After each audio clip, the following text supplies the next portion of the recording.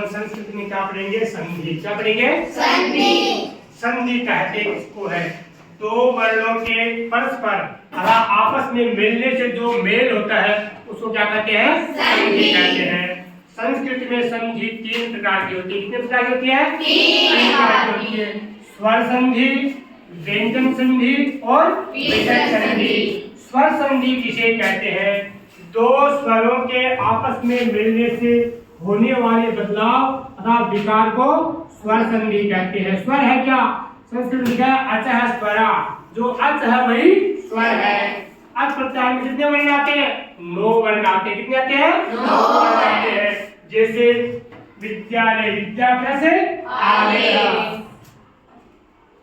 स्वर संधि का के कितने भेद होते हैं? 5 भेद होते हैं। कौन कौन से? दीर्घ संधि, गुण संधि, वृद्धि संधि, यण संधि और अयादि संधि। दीर्घ संधि का सूत्र अका स्वर्ण दीर्घ है। अक प्रत्याहार के आगे यदि अक प्रत्याहार का कोई वर्ण पड़ा हो तो वह दीर्घ हो जाता है। दीर्घ माने थोड़ा सा बड़ा हो जाता है उसे। जैसे विद्यालय, विद्या प्लस आलय। आ और आ में क्या हो गया? आपस में मिलने से क्या हो गया? विद्यालय। दूसरा है गुण संधि। गुण संधि का सूत्र है आद गुण है। ऐसे यदि ऐसे ए पड़ा हुआ क्या मिलेगा? गुण संधि। जैसे राजेंद्र है, राजा प्लस इंद्र है। ऐसे ई प्लस क्या हो गया?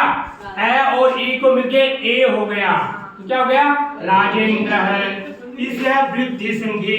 वृद्धि संधि का सूत्र है वृद्धि राधेच। आ और ए को ए और आई बड़ा अक्षर हो जाता है। जैसे महोषधि, महा प्लस औषधि। ऐसे ओ पड़े ना उसको औ हो जाए महोषधि।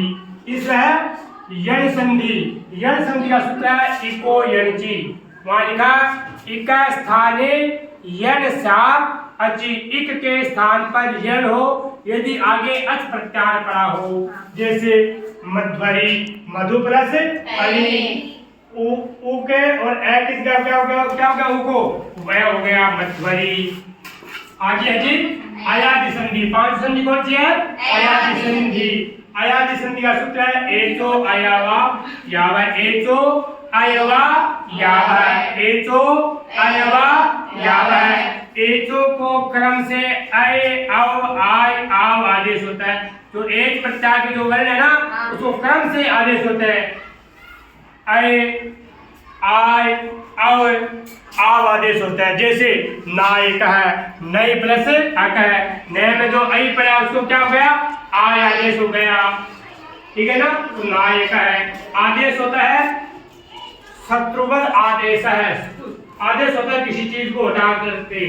और आगम क्या होता है? मित्रवद आगम है। मित्रवद आगे बगल में बैठ जाता है। ठीक है ना?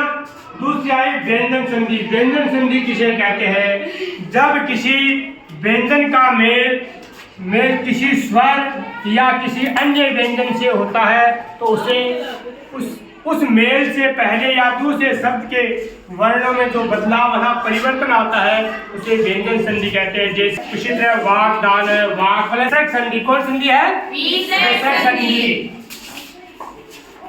जिसमें किसी शब्द के अंत में आने वाले विसर्ग के बाद कोई स्वर या व्यंजन आता है तो विसर्ग में जो बदलाव अथवा परिवर्तन आता है उसे विसर्ग संधि। शासन है, तू प्लस शासन है।